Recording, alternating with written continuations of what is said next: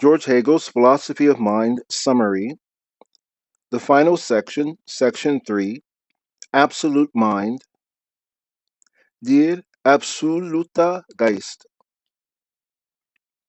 Encyclopedia section 553. The notion of mind has its reality in the mind.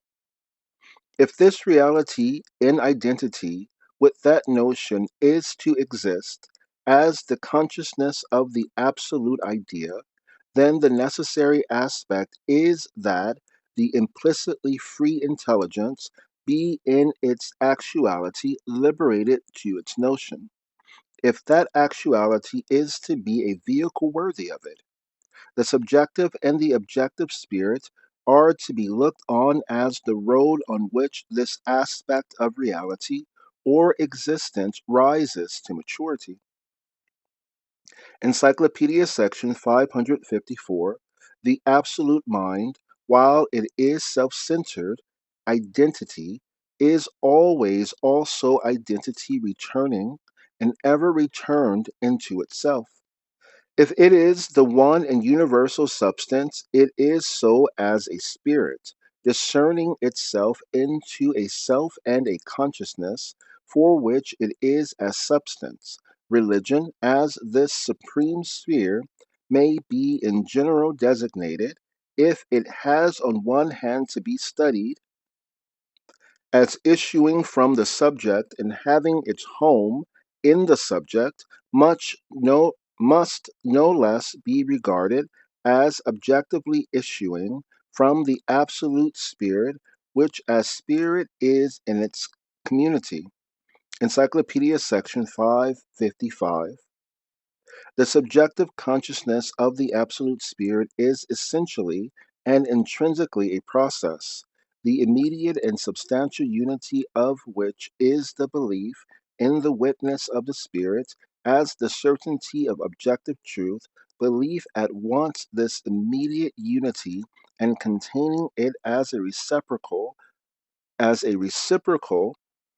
dependence on these different terms has in devotion the implicit or more explicit act of worship, cultus, passed over into the process of superseding the contrast till it becomes spiritual liberation, the process of authenticating that first certainty by this intermediation, and of gaining its concrete determination vis-a-vis reconciliation, the actuality of the spirit.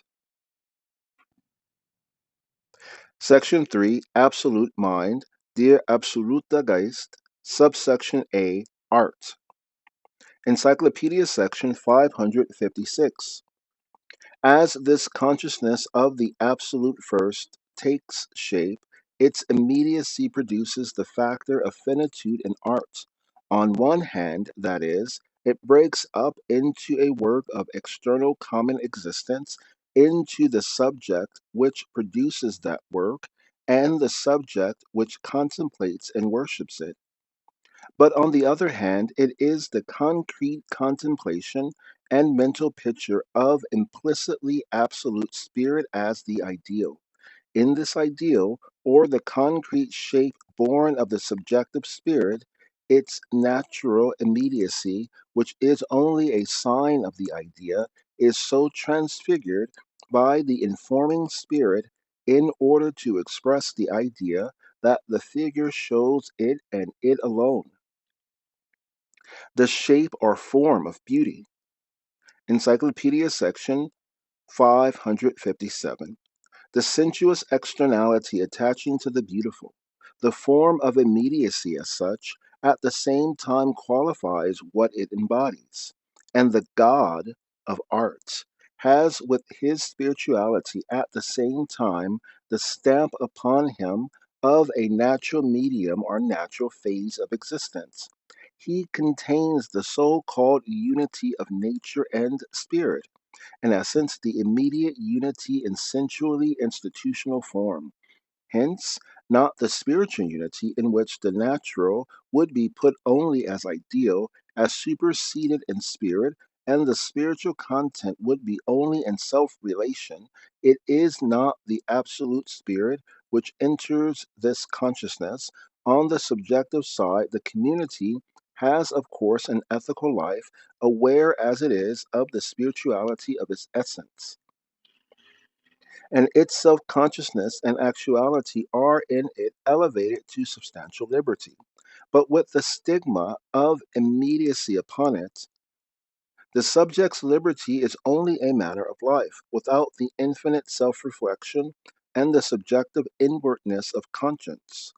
These considerations govern in their further developments the devotion and the worship in the religion of fine art. Encyclopedia section 558. For the objects of contemplation it has to produce, art requires not only an external given material, under which are also included subjective images and ideas, but for the expression of spiritual truth must be given forms of nature with a significance which art must divine and possess. See for reference Encyclopedia section 411. Of all such forms, the human is the highest and the true, because only in it can the spirit have its corporeity, and thus its visible expression. Encyclopedia section 559. In such single shapes, the absolute mind cannot be made explicit. In and to art, therefore, the spirit is a limited natural spirit whose implicit universality, when steps are taken to specify its fullness in detail, breaks up into an indeterminate polytheism. With the essential restrictedness of its content, beauty in general goes no further than a penetration of the vision or image by the spiritual principle, something formal, so that the thought embodied or the idea can, like the material which it uses to work in, but of the most diverse and unessential kind, and still be the work and still the work be something beautiful and a work of art. Encyclopedia section 560. The one sidedness of immediacy of the part of the ideal involves the opposite one sidedness. See Encyclopedia section 556. The one sidedness of immediacy on the part of the ideal invokes the opposite one sidedness, that it is something made by the artist. The subject or agent is the mere technical activity, and the work of art is only then an expression of the God. When there is no sign of subjective particularity in it, and the net power of the indwelling spirit is conceived and born into the world without admixture and unspotted from its contingency, but as liberty, only goes as far as there is thought, the action inspired with the fullness of this indwelling power, the artist's enthusiasm, is like a foreign force under which he is bound and passive. The artistic production has on its part the form of natural immediacy. It belongs to the genius or particular endowment of the artist, and is at the same time a labor concerned with technical cleverness and mechanical externality. The work of art, therefore, is just as much a work due to free option, and the artist is the master of the God. Encyclopedia, section 561. In work so inspired, the reconciliation appears so obvious in its initial stage that it is without more ado accomplished in the subjective self consciousness, which is thus self confident and of good cheer, without the depth and without the sense of its antithesis to the absolute essence. On the further side of the perfection which is reached in such reconciliation, in the beauty of classical art, lies the art of sublimity, symbolic art in which the figuration suitable to the idea is not yet found, and the thought as going forth and wrestling with the figure is exhibited as a negative attitude to it, and yet all the while toiling to work itself into it. The meaning or theme thus shows it has not yet reached the infinite form, is not yet known, not yet conscious of itself as free spirit. The artists theme only is as abstract God of pure thought. The artist's theme is as the abstract God of pure thought, or an effort towards him, a restless and unappeased effort which throws itself into shape after shape as it vainly tries to find its goal. Ihsan. Encyclopedia section 562. In another way, the idea and the sensuous figure it appears in are incompatible, and that is where the infinite form, subjectivity, is not, as in the first extreme, a mere superficial personality, but its inmost depth. And God is known not as only seeking his form or satisfying himself in an external form, but as only finding himself in himself, and thus giving himself his adequate figure in the spiritual world alone. Romantic art gives up the task of showing him as such in external form and by means of beauty. It presents him as only condescending to appearance, and the divine as the heart of hearts in an externality from which it always disengages itself. Thus, the external can here appear as contingent towards its significance. Encyclopedia section 563. Beautiful art, like the religion peculiar to it, has its future in true religion. The restricted value of the idea passes utterly and naturally into the universality identical with the infinite form. The vision in which consciousness has to depend upon the senses passes into a self mediating knowledge, into an existence which is itself knowledge, into revelation. Thus, the principle which gives the idea its content is that it embodies free intelligence, and as absolute spirit it is for the spirit. Section 3, Absolute Mind, Der absolute Geist. Subsection B, Revealed Religion, Die Offenbar dan Religion. Encyclopedia section 564. It lies essentially in the notion of religion. The religion, in essence, whose content is absolute mind, that it be revealed, and what is more, revealed by God. Knowledge, the principle by which the substance is mind, is a self determining principle as infinite self realizing form. It therefore is manifestation out and out. The spirit is only spirit insofar as it is for the spirit, and in the absolute religion, it is the absolute spirit which manifests no longer abstract elements of its being but itself. Encyclopedia section 565.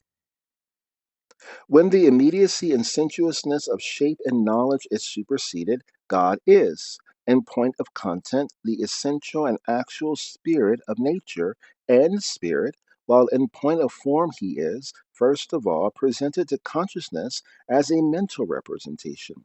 This quasi-pictorial representation gives to the elements of his content, on one hand, a separate being, making them presuppositions toward each other, and phenomena which succeed each other, their relationship it makes a series of events according to finite reflective categories. But on the other hand, such a form of finite representationalism is also overcome and superseded in the faith which realizes one spirit and in the devotion of worship.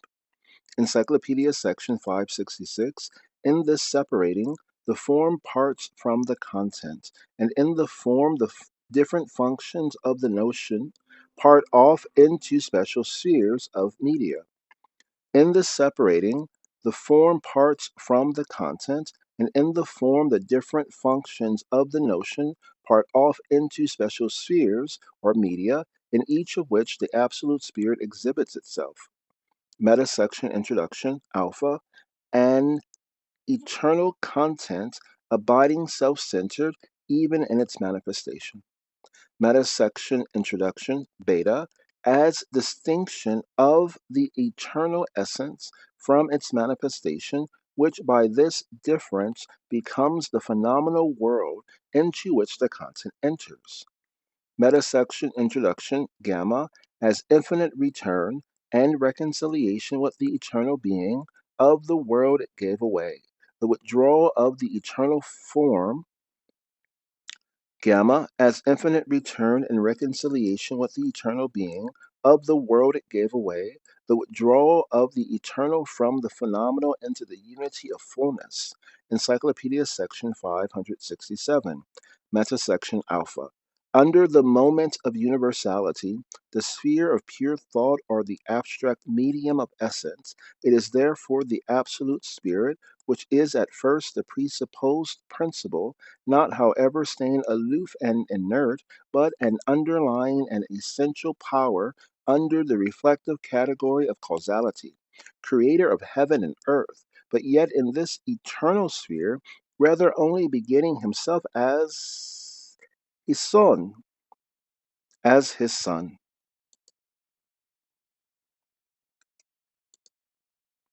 With whom, though different, he still remains in original identity, just as, again, this differentiation of him from the universal essence eternally supersedes itself, and though this mediating of a self superseding mediation, the first substance is essentially as concrete individuality and subjectivity is the spirit. Encyclopedia section 568, metasection beta, under the moment of particularity or of judgment, it is this concrete eternal being which is presupposed. Its movement is the creation of the phenomenal world, the eternal moment of mediation, of the only Son, divides itself to become the antithesis of two separate worlds.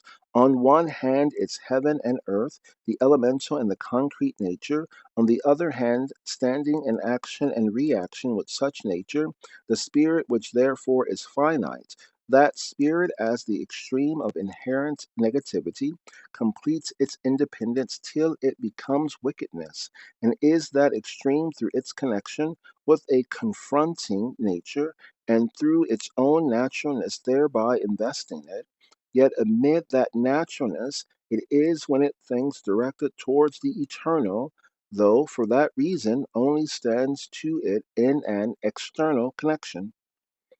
Encyclopedia section 569, metasection gamma, under the moment of individuality as such, of subjectivity in the notion itself, in which the contrast of universal and particular has sunk to its identical ground, the place of presupposition, and for section 1, is taken by the universal substance as actualized out of its abstraction into an individual self consciousness.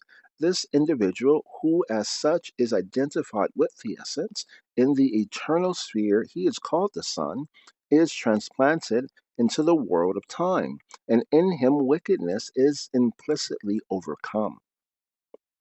Further, this immediate and thus sensuous existence of the absolutely concrete is represented as putting himself in judgment and expiring in the pain of negativity, in which he, as infinite subjectivity, keeps himself unchanged, and thus an absolute return from that negativity, and as universal unity of universal and individual essentiality, has realized his being as the idea of the spirit, eternal but alive and present in the world. Encyclopedia section 570, infra section 2. This objective totality of the divine man, who is the idea of the spirit, is the implicit presupposition for the finite immediacy of the single subject.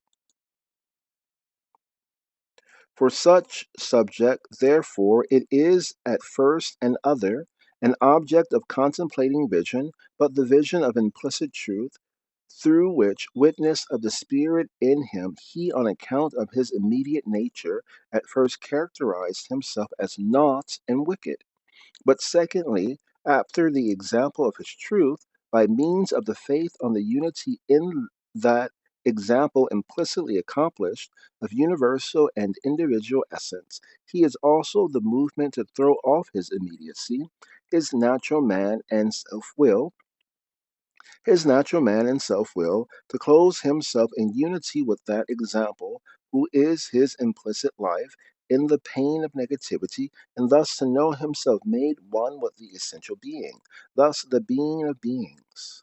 And for section 3, through this mediation brings about its own indwelling in self consciousness and is the actual presence of the essential and self subsisting spirit who is all in all. Encyclopedia section 571. These three syllogisms, constituting the one syllogism of the absolute self mediation of spirit, are the revelation of that spirit whose life is set out as a cycle of concrete shapes and pictorial thought. From this, its separation into parts with a temporal and external sequence, the unfolding of the mediation contracts itself in the result, where the spirit closes in unity with itself, not merely to the simplicity of faith and devotional feeling, but even to thought. In the immanent simplicity of thought, the unfolding still has its expansion, yet in yet is all the while known as an indivisible coherence of the universal, simple and eternal spirit in itself. In this form of truth, truth is this object of philosophy. In this form of truth, truth is the object of philosophy. Section 3, Absolute Mind, Der absolute Geist, subsection C, Philosophy. Encyclopedia section 572. This science is the unity of art and religion, whereas the vision method of art, external in point of form, is but subjective production and shivers the substantial content into many separate shapes, and whereas religion, with its separation into parts, opens it out in mental picture and mediates what is thus opened out, philosophy not merely keeps them together to make a total, but even unifies them into the simple spiritual vision, and then in that raises them to self conscious thought. Such consciousness is thus the intelligible unity, cognized by thought, of arts and religion, in which the diverse elements in the content are cognized as necessary, and this necessary is free. Encyclopedia section 573. Philosophy thus characterizes itself as a cognition of the necessity in the content of the absolute picture idea, as also on the necessity in two forms: on one hand, immediate vision and its poetry, and the objective and external revelation presupposed by representation; on the other hand, first the subjective retreat inwards, then the subjective moment of faith and its final identification with the presupposed object. This cognition is thus the recognition of this content and its form. It is the liberation from the one sidedness of the forms, elevation of them into the absolute form, which determines itself to content, remains identical with it, and is in that cognition of that essential and actual necessity. This movement, which philosophy is, finds itself already accomplished when at the close it seizes its own notion and in essence only looks back on its knowledge. Encyclopedia section 574. This notion of philosophy is the self thinking idea, the truth aware of itself. See Encyclopedia section 236, the logical system, but with the signification that it is universality approved and certified in concrete content as in its actuality. In this way, the science has gone back to its beginning. Its result is the logical system, but as a spiritual principle, out of the presupposing judgment in which the notion was only implicit and the beginning and immediate, and thus out of the appearance which it had there, it has risen into its pure principle, and thus also into its proper medium. Encyclopedia section 575. It is this appearing which originally gives the motive of the further development. The first appearance is formed by the syllogism, which is based on the logical system at starting point, with nature for the middle term, which couples the mind with it. The logical principle turns to nature and nature to mind, nature standing between the mind and its essence, sunders itself, not indeed to extremes of finite abstraction, nor itself to something away from them and independent, which, as other than they, only serves as a link between them, for the syllogism is in the idea, and nature is essentially defined as a transition point and negative factor, and as implicitly the idea. Still, the mediation of the notion has the external form of transition, and the science of nature presents itself as the course of necessity, so that it is only in the one extreme that the liberty of the notion is explicit as a self amalgamation. Encyclopedia section 576. In the second syllogism, this appearance is so far superseded that the syllogism is the standpoint of the mind itself, which, as the mediating agent in the process, presupposes nature and couples it with the logical principle. It is the syllogism where mind reflects on itself in the idea. Philosophy appears as a subjective cognition of which liberty is the aim, and which is itself the way to produce it. Final, Encyclopedia section 577. The third syllogism is the idea of philosophy, which has self knowing reason, the absolutely universal, for its middle term, a middle which divides itself into mind and nature, making the former its presupposition as process of the idea's subjective activity, and the latter its universal extreme as process of the objectively and implicitly existing idea.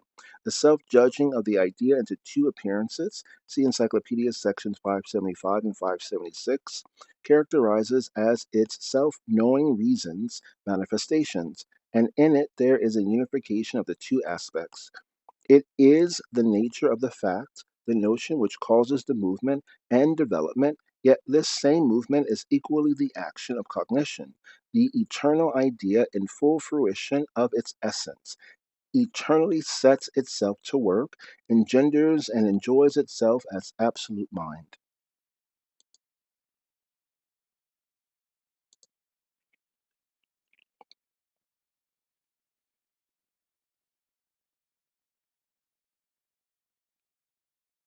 Ιδέν ο έσης η κάθε αυτέν του κάθε αυτό αρίστου και η μάλιστα του μάλιστα. Αυτόν δε νόει ο νους κατά μετάληψην του νόητου, νοητός γαρ γίγνεται θυγκάνων και νόων, ώστε ταυτόν νους και νοητών. Το γαρ δεκτικόν του νόητου και της ουσίας νους, ενεργεί δε έχων, ώστε και ίνου μάλλον τούτο όμικρον με τον οδόκιο νους θείον έχειν, και η θεωρία το έδιστον καεί άριστον. Ιούν ούτως εφέχει, ως σήμης ποτέ.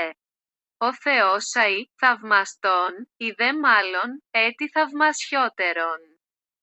Έχει δε όδε. Και ζωή δε γε υπάρχει, η γάρνου ενέργεια ζωή, εκείνος δε η ενέργεια δε η καθ' αυτήν εκείνου ζωή άριστη και έδιος. Φάμεν ήδη των Θεών είναι ζώων έδιον άριστον, ώστε ζωή καεί αιωνή συνεχής και έδιος υπάρχει το Θεό, τούτο γάρ ο Θεός. Reading provided by translate.google.com, the Greek reading, and that is translated in Aristotle's Metaphysics 12:7, 1072b, translated by W.D. Ross in Barnes's edition, The Complete Works of Aristotle, Revised Oxford Translation, Princeton University Press, 1984. And thought in itself deals with that which is best in itself, and that which is thought is the fullest sense, and thought in itself deals with that which is best in itself, and that which is thought in the fullest sense with that which is best in the fullest sense, and thought thinks itself because it shares the nature of the object of thought, for it becomes an object of thought in coming into contact with and thinks its objects, so that thought and object of thought are the same. For that which is capable of receiving the object of thought, in essence, the substance is thought, and it is active when it possesses this object. Therefore, the latter rather than the former is the divine element, which thought seems to contain, and the act of contemplation is what is most pleasant and best. If then God is always in that good state in which we sometimes are, this compels our wonder, and if in a better, this compels it yet more. And God is in a better state, and life also belongs to God, for the actuality of thought is life, and God is that actuality. And God's essential actuality is life most good and eternal. We say, therefore, that God is a living being, eternal, most good, so that life and duration, continuous and eternal, belong to God, for this is God.